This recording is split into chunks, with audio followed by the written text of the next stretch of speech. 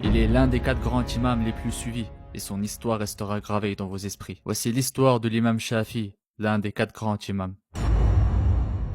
L'imam Shafi naît à Gaza, en l'an 150 de l'Hégire. Ce même jour, l'imam Abu Hanifa quittait ce monde, comme si Allah avait éteint une lumière pour en allumer une autre. Très jeune, il perdit son père. Sa mère, pauvre mais pleine de courage, décida de quitter Gaza. Elle prit son enfant dans ses bras et l'emmena à la Mecque pour qu'il grandisse sous l'ombre de la Kaaba, près des cercles de science et des savants. C'est là qu'il mémorisa le Coran, avant même d'avoir 10 ans. Mais sa mère savait que pour comprendre le livre, il fallait aussi maîtriser la langue des Arabes.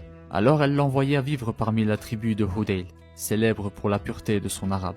Au milieu des poètes et des conteurs du désert, le jeune Shafi s'imprégna de leur langage et devint lui-même un maître de l'éloquence. De retour à la Mecque, il entra dans les cercles de science et de jurisprudence. Son talent et sa mémoire l'amenèrent bientôt à Médine, auprès du grand imam, Malik ibn Anas. Les années passèrent, Shafi'i devint juge au Yémen. Il rendait la justice avec droiture, mais son intégrité dérangea certains puissants. Accusé à tort de complot, il fut envoyé à Bagdad pour y être jugé. Allah le sauva de cette injustice, mais cette épreuve laissa une trace en lui. Il comprit que la justice avait besoin de règles solides pour être protégée des passions des hommes. À Bagdad, un nouveau chapitre de sa vie s'ouvrit. Il rencontra Mohammed ibn al-Hassan al-Shaybani, l'élève d'Abu Hanifa. Là, il découvrit une autre façon de penser le droit, basée sur la logique et l'analogie. Alors Shafi comprit. L'islam avait besoin d'une méthode qui unisse la fidélité au texte et la rigueur du raisonnement. Par exemple sur la question des ablutions.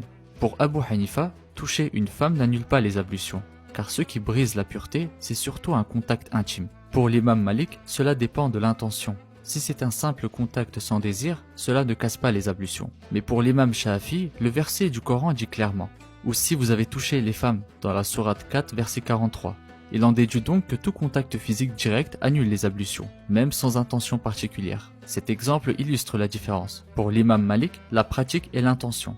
Pour l'imam Abu Hanifa, la logique est le sens. Et pour l'imam Shafi, le texte littéral du Coran et du Hadith. De cette rencontre naquit une science nouvelle, les usul al-fiqh, les fondements du droit, c'est-à-dire les règles qui expliquent comment on déduit la loi d'Allah dans les nouvelles situations. Pour lui, l'ordre était clair. D'abord le Coran, puis la sunna authentique du prophète alayhi salatu wassalam, ensuite le consensus des savants, et enfin le raisonnement par analogie. Ainsi, la loi divine pouvait rester vivante et juste dans toutes les époques et tous les lieux. L'imam Shafi disait « Ma parole est juste, mais peut contenir l'erreur.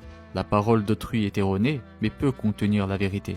Si un hadith authentique contredit mon avis, alors c'est le hadith qu'il faut suivre. » En l'an 204 de l'Hégire, au Caire, il rendit son âme. Les habitants l'accompagnèrent en larmes, pleurant un océan de science. Avant de mourir, il dit « Quand je rencontrerai mon Seigneur, je n'aurai rien d'autre à lui offrir que mon témoignage qu'il n'y a de Dieu qu'Allah et que Mohammed alayhi salatu wassalam est son messager et que j'ai aimé le Coran de tout mon cœur. » Et jusqu'à aujourd'hui, son école éclaire l'Est et l'Ouest et son humilité reste un modèle pour tous les savants.